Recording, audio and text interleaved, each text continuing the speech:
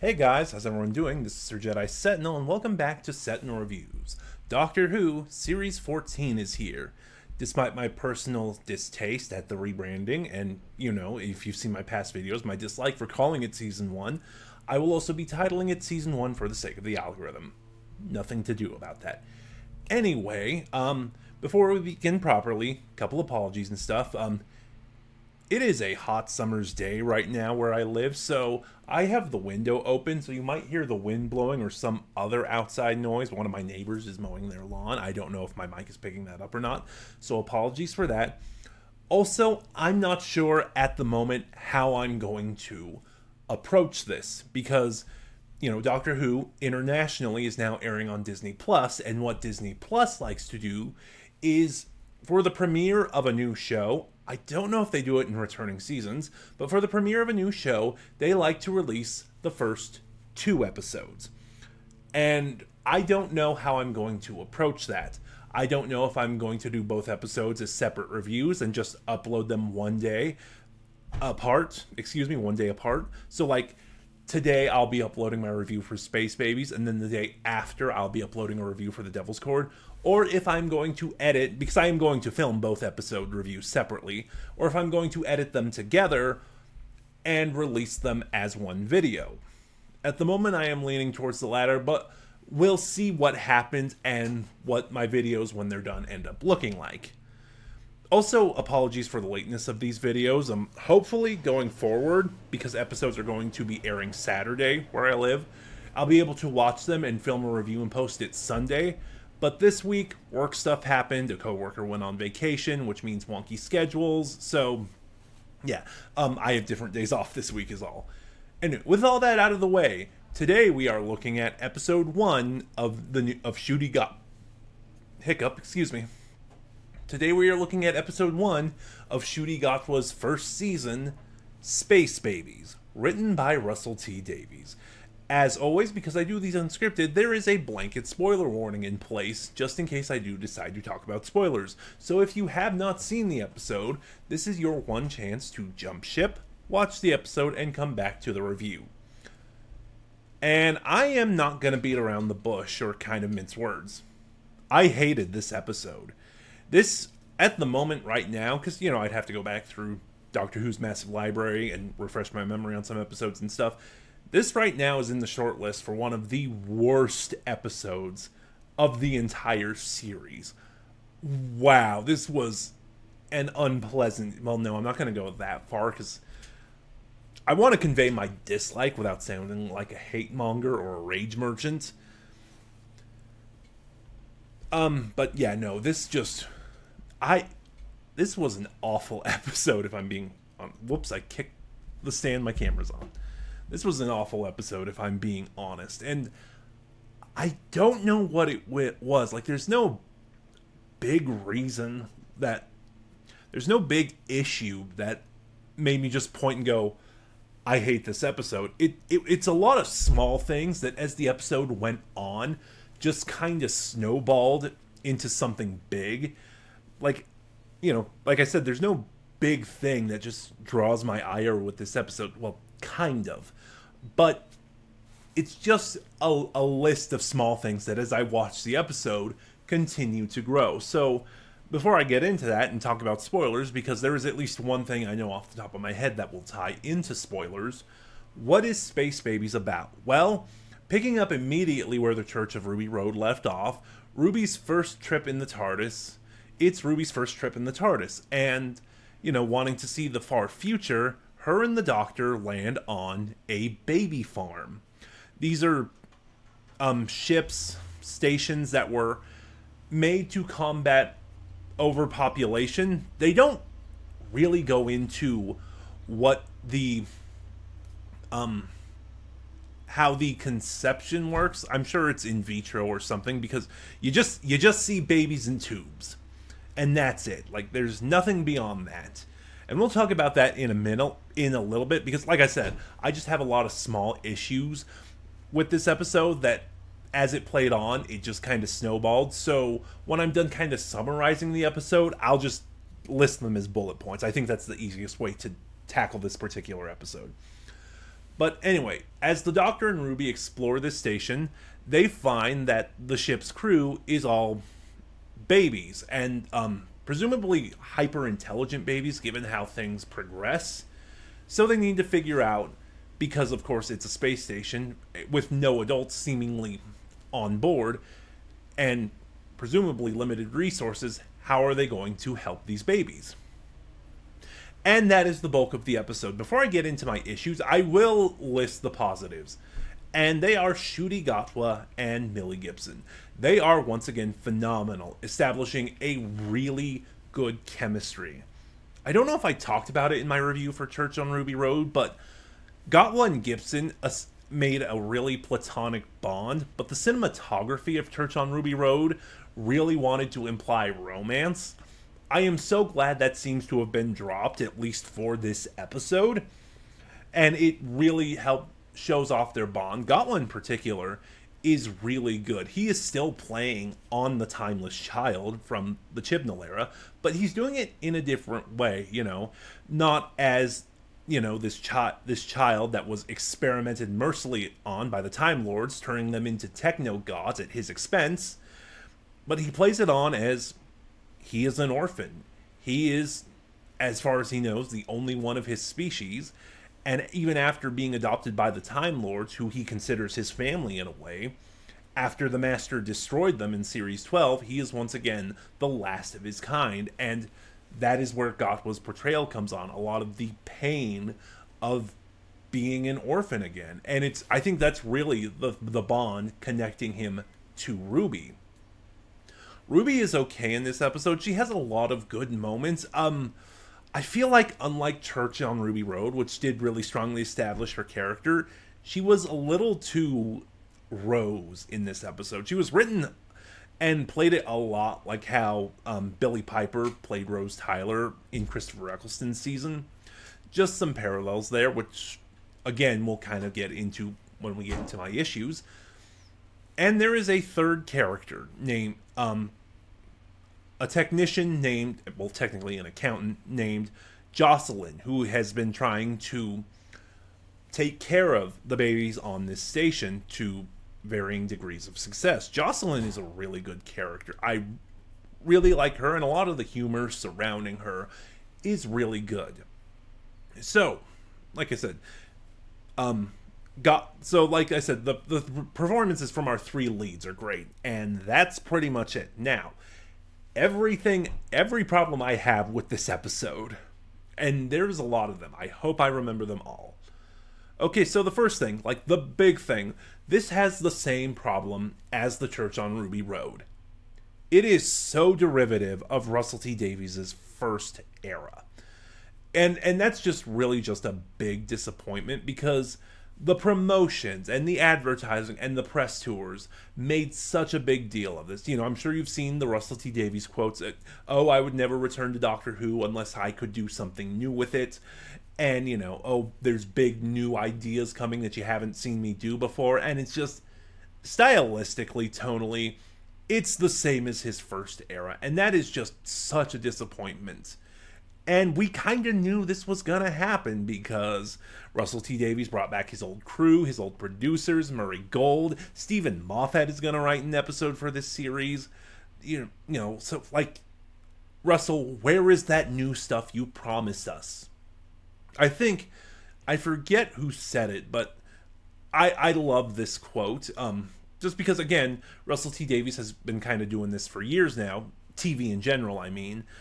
And, you know, if you watch his various projects, from Queer as Folk to Doctor Who to It's a Sin to Years and Years, you can see how he's changed and evolved. And it's just, I forget where I heard this, but it sums up my disappointment, not issues, my disappointment so much with this era so far. I wanted the Russell T Davies who made It's a Sin or Years and Years. We got the Russell T Davies who made Series 1 through 4. Beyond that, there are other issues that I have as well. Like, this one's not so much a criticism as it is a personal preference, because humor is subjective. So, you know, you might have found something funny that I didn't. This, again, personal preference thing. The humor so far in this episode and so far from this era seems to be leaning towards juvenile. Like in The Giggle, when the 14th Doctor bigenerates into the 14th Doctor and the 15th Doctor, Ncuti Gatwa isn't wearing pants. And then in this episode, we have a boogeyman. Sorry, I want to stick to the American pronunciation. A bogeyman, literally made out of bogies. To the point that in the end of the episode, the day is saved by a fart joke. The humor of this episode and of this era, again so far, is leaning towards juvenile, and it's not something I find funny.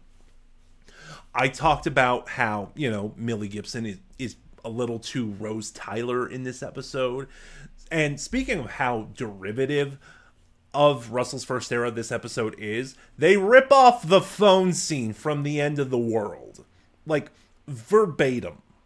If you remember the second episode of Christopher Eccleston's first season, The End of the World, when the Doctor and Rose first arrive in the future, Rose kind of has a mini existential crisis about everyone she ever knew being dead, so the Doctor modifies her phone that she can always call her loved ones, regardless of where, and more importantly, when they are, so she immediately calls Jackie. Yeah, that entire sequence from The End of the World, they ripped off for this episode. Like, as soon as Ruby looks out of the window of the space station and sees space and the planet, the same thing happens. The Doctor modifies her phone and she calls Carla immediately. I really have no way to wrap that point up.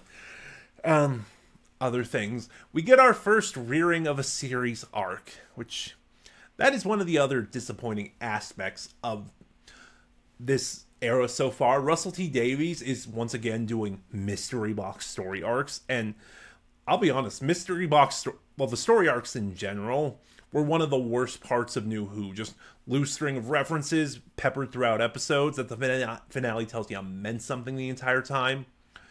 I wish if Russell was going to do a story arc, he would give us something far more serialized, but that's not what happens. So we're getting bits of that here and frankly, the way the series arc rears its head is really annoying. Like, the Doctor flashes back to when he tried to go after Ruby's mother, which he ultimately decided not to do. And he says the memory has changed. Because unlike what we saw in the Church on Ruby Road, Ruby's mother turns and points to the Doctor. Again, that never happened in the Church on Ruby Road. And he remarks that the memory has changed. And when Ruby brings the Doctor back to the present, pulling him out of the flashback, the snow from that memory is in the space station with them. Also, I don't know how common this is in sci-fi, because like, if it's one of those general tropes that happens all the time versus something that specifically happens in this episode, that can be a kind of different thing entirely. Like, people sort of inside or on the mouth of volcanoes.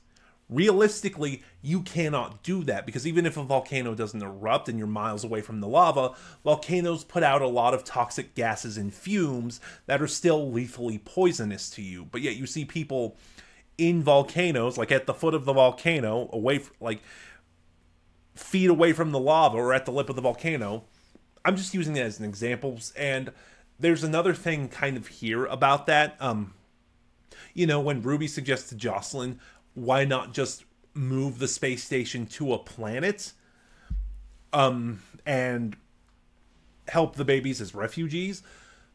And the Doctor says, it's a space station. It's stationary. There's no engines. Yeah, except there kind of has to be engines. Otherwise, the space station would be a victim of a planet's gravity field. And again, it just leads into the day being saved by a fart joke. So aside from my nitpicks and issues, there are some technical aspects I really didn't like. So the space station has two levels. A top level where all the babies are, and a lower level where the monster is. Whenever they're within those lower levels, there's like a lot of jump cuts used. Or, you'll see them in the lower levels, and then you'll see it on sort of a camera with a purple screen and it'll glitch out a lot. I don't have epilepsy or any other kind of photosensitivity issues that I know of, but those sequences just really hurt my eyes. The other technical aspect of this episode is because we are dealing with hyper-intelligent babies, the babies speak. And whenever they do, they have CGI mouths moving over their faces. And my God, it looks so terrible. Like, if you thought the Sea Devil's mouth in Legend of the Sea Devils was bad, this is so much worse. Like, my God, it looks horrendous. There is a running joke throughout this episode. Every time the Doctor refers to them, he says babies, and then corrects himself and says space babies. And that running gag was just so unfunny. By the time we get to the third act, it was just annoying. Let's see, what else is there? Again, there's a lot that I really take issue with in this episode. I can't remember. There was one thing that really drove me up the wall. So before we begin the plot of the episode proper, we take a brief detour. The Doctor takes Ruby to a prehistoric era, and they briefly talk about the butterfly effect. You know how even the smallest change to a time traveler can have drastic consequences down the line. Doctor Who does have a malleable canon that changes and retcons itself all the time, so in and of itself it's fine, but Doctor Who canon has always kind of established that the best way to say it is time doesn't sweat the small stuff. So like the web of time can just turn the other way when it comes to small changes kind of smoothing over. It's when those small changes are compounded or you make a big change that you start to have a problem with the timeline. Here we have RTD making a stupid butterfly effect joke, like Ruby steps on and crushes a butterfly, and it turns her into some weird reptilian humanoid thing. And then the Doctor is able to revive the butterfly from the dead, so yay, we're doing Space Jesus Doctor again. And it reverts everything back to normal. Oh shoot, I forgot to talk about that when the series arc reared its head. Oh well, never mind. It's just RTD is doing companion his uber mega important plot device stuff again. Ugh. I mean, that was really more of a Moffat thing, but the fact that Davies is doing it. Anyway, so after the whole butterfly effect thing happens, the Doctor goes back into the TARDIS and introduces a new technobabble MacGuffin, the butterfly compensation switch, which is arbitrary and stupid. Watch this. This is going to be a plot point down the line. I bet you. But then, maybe not, because Doctor Who canon being malleable, stuff changes and gets retconned all the time. Never thought it would happen in the same episode. So at the end of the episode, the Doctor says that if Ruby wants to keep traveling with him, he has one condition. They can never go back to the church on Ruby Road on the night Ruby was abandoned. And he says something like, I wish I wrote the line down, even crushing a snowflake could drastically change your mother's actions. She could never have left you there, and you could never have met me, and none of this would ever have happened. You know, seemingly ignoring that you now have a technobabble MacGuffin that is supposed to protect against that. It kind of shows to me there was no forethought on this. Like, there was no sense of pre-planning. Like, Russell T Davies again introduced this MacGuffin idea of the butterfly compensation switch, which based on that entire joke scene is supposed to protect against the ramifications of the butterfly effect, and then gives a prime example of the butterfly effect and says, nope, this we can't change this, even though there's something now in play that would allow you to feasibly interfere with that with no consequences. Yeah, I'm sorry. Space babies, is not a good episode. Again, it's in my shortlist for one of the worst episodes of all time. And on top of all that, it's just really dumb. But those are just my thoughts. Did you see Space Babies yet? What are yours? And we're back. I have decided to edit my reviews together and post them as one video. So now we are looking at The Devil's Chord, also written by Russell T Davies. Once again, I am going to put a blanket spoiler warning in place because I do these unscripted, so just in case I decide to do decide to talk about spoilers, you already know all of this. And if I'm being honest, this is the first episode that gives me hope for this era. Because, again, the first time around, when he was showrunner, I was not a fan of Russell's era. The 60th was okay, leaning towards kind of disappointing. And then actually talking about Ncuti's era, not just Russell's era, but Ncuti's era, I didn't like The Church on Ruby Road, and I hated Space Babies. The Devil's Chord is actually really good. We also do kind of have to address an elephant in the room because this is basically the plot of The Giggle again. That being said, I do think it is handled much better than The Giggle. The Giggle had really good build-up, but a really disappointing payoff. So, like, you had the first act, the Doctor and Donna sort of trying to help Unit figure out what was going on, leading up to the reveal of the Toymaker. And then the second act, the Doctor and Donna confronting the Toymaker in the Toymaker's realm.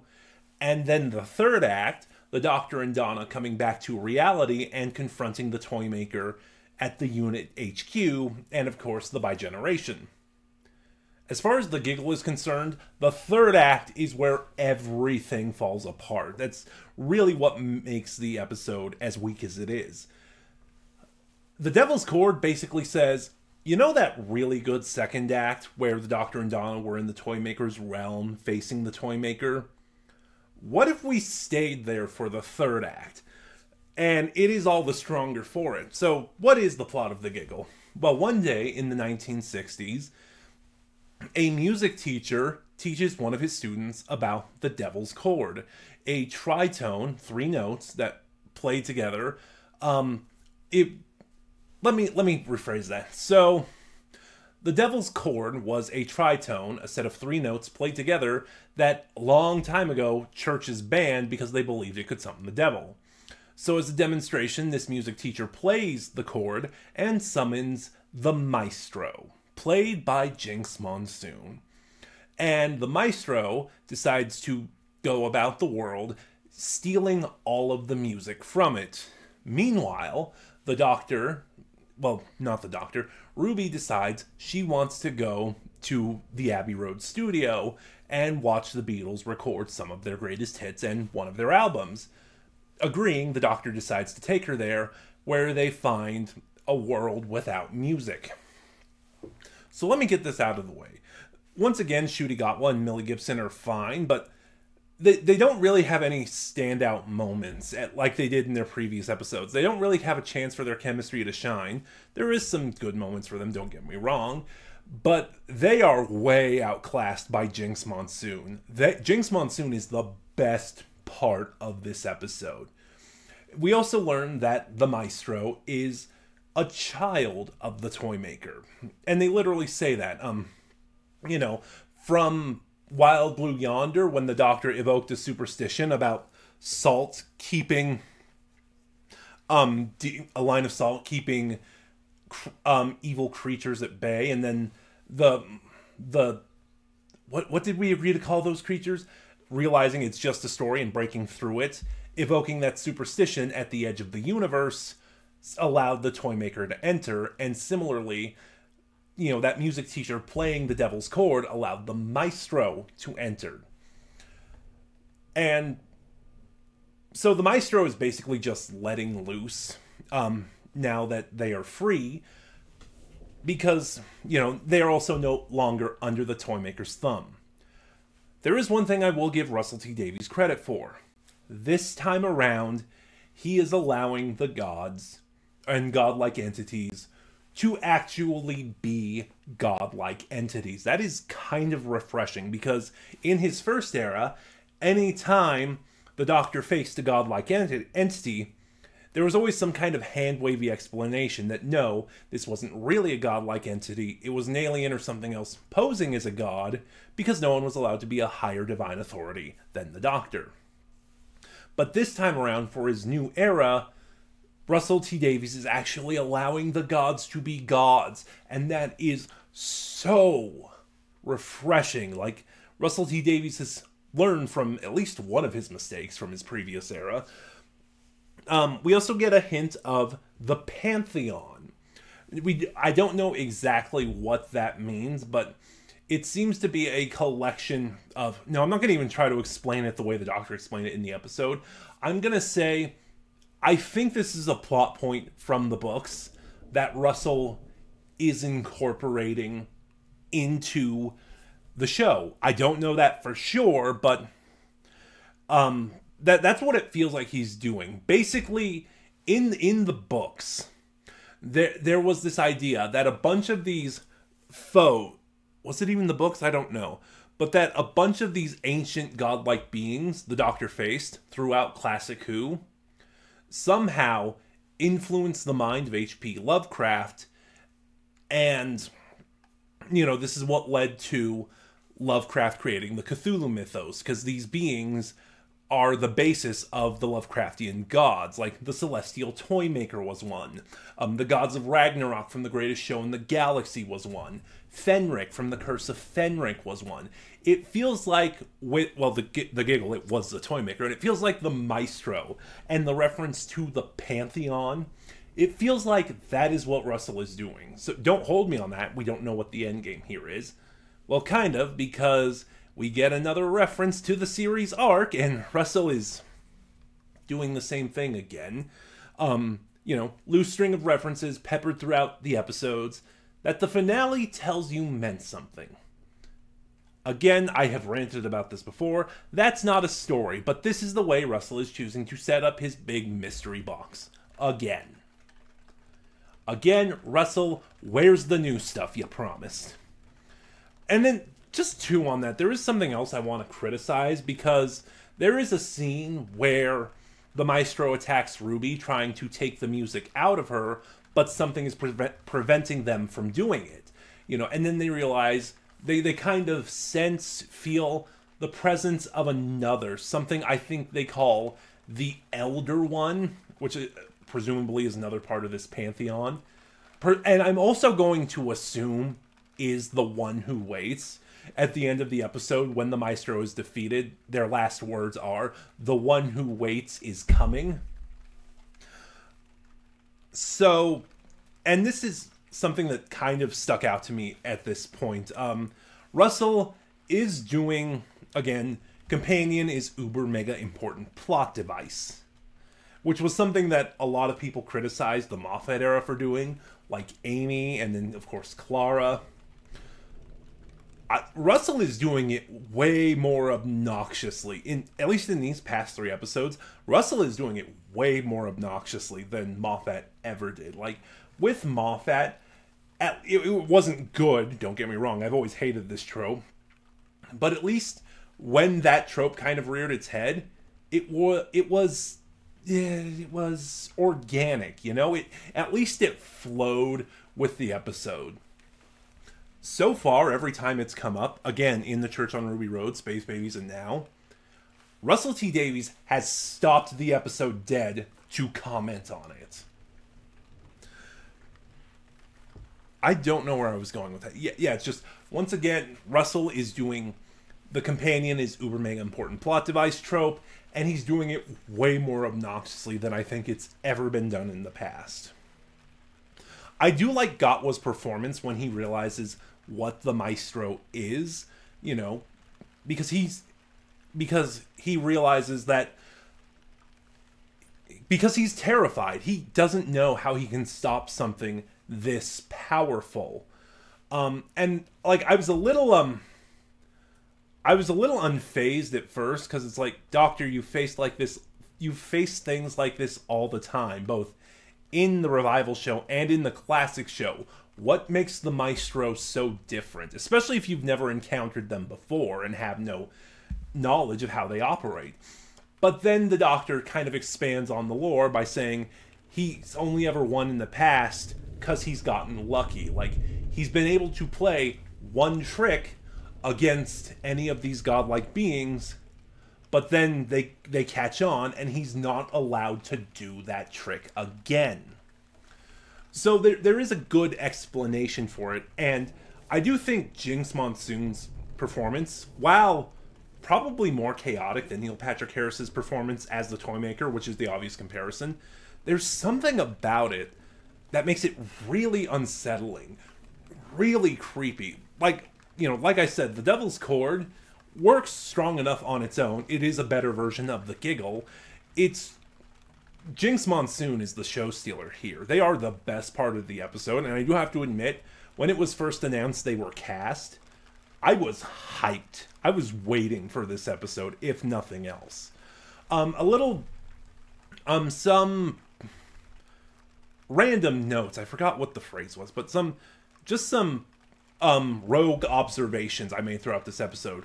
We get a cameo from June Hudson, which is great. June Hudson was a costumer in Classic Who. She was the costumer for the later half of the Tom Baker era. And she has a fun little cameo here where she briefly plays Claire de Lune. Speaking of, I really liked the song Ruby played on the piano. I really like the direction and the camera work in this episode. Like, in Space Babies, it felt a little basic, a little bland, but here the camera is doing some very dynamic things. And, you know, it's making some really good tricks. The sound design is stellar for this episode.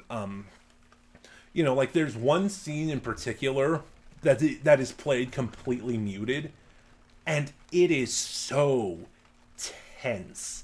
Like, the tension is really good, and it is one of those scenes that really sells how frightening a villain the Maestro actually is.